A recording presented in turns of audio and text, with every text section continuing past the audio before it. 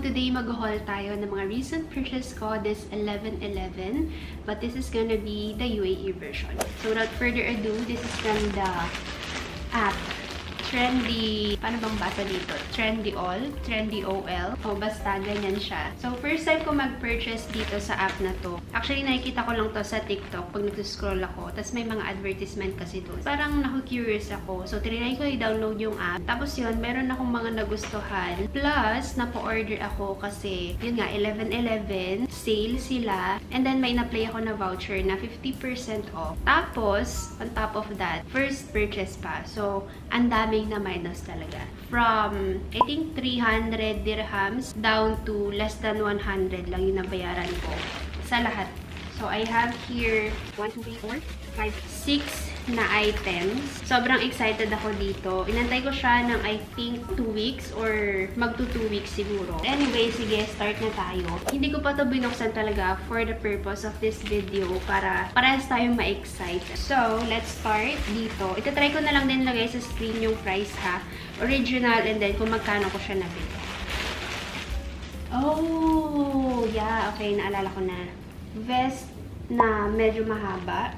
Tapos, meron din siyang tali na kasama. Actually, medyo nag-worry ako sa mga sizes kasi hindi ko talaga alam kung ano yung size ko.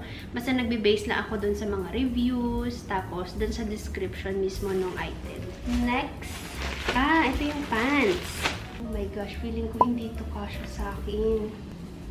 Ang ganda pa naman sana niya.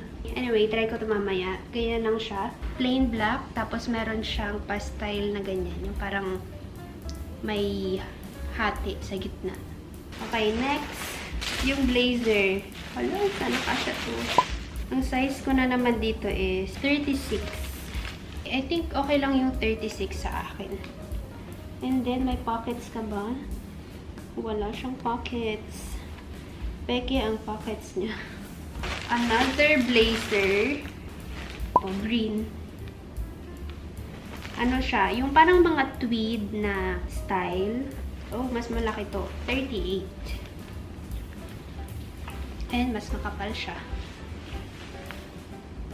Ang lamig talaga siya. Makapal. Compared dito sa isa. Nice! Ito may bulsa talaga siya. Hindi siya yung typical na color ng mga blazer. And I like it. Ooh, cardigan. Nauso yung mga ganitong style, no? Yung stripes na black tapos beige. Or bang kulay nito? Cream. Size ko dito is medium. Cute din to. Ano lang siya? Comfy lang. Na sweater. I like it. Tapos, ano siya? Knitted. Okay, down to the last piece. Another stripes. And ano rin to? Cardigan. Ano, not cardigan. Sweater. Small naman ang kinuha. Oh, this is nice. I like this.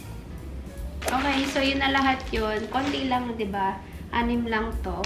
Pero so far, yung mga nakukuha kong pieces, gusto ko sila. Yung pants lang, doon ako medyo nag-worry. Sana magkasya siya. Parang feeling ko hindi siya mag-close dito sa aking waist. Alright, so sa next clips, I'll be showing you a try-on naman dito sa mga damit na to para mas makita niyo yung itsura niya.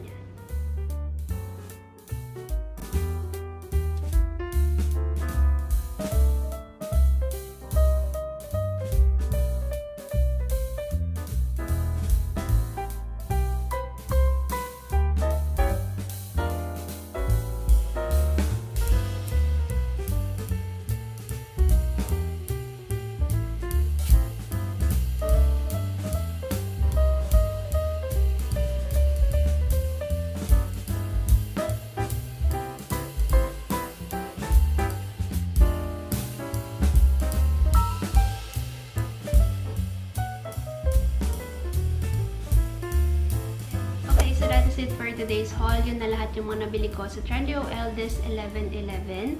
And overall, I'm so happy with my purchase. Yung quality nila, hindi na rin naman masama for its price. Buti na lang okay yung mga size na nakuha ko kahit na hindi ako masyadong sigurado. Yung problema lang, well, hindi naman sobrang problema, pero yung pants, hindi lang siya yung perfect size for me. Although, kasya naman siya. Pero siguro kung nag one size up ako, better. Pero the rest, yung mga sizes na napili ko sa mga tops, okay siya. Okay, so that is it for today's vlog. Thank you so much for watching. Sana nagustuhan nyo yung ating mini haul. So again, this is from Trendyol. Not sponsored pala ha. This is not sponsored. I bought this with my own money. So kung interested kayo dito sa mga pieces na nabili ko, I'll be putting it sa description box para may reference kayo. That's it for today. Thank you so much for watching. See you in my next video.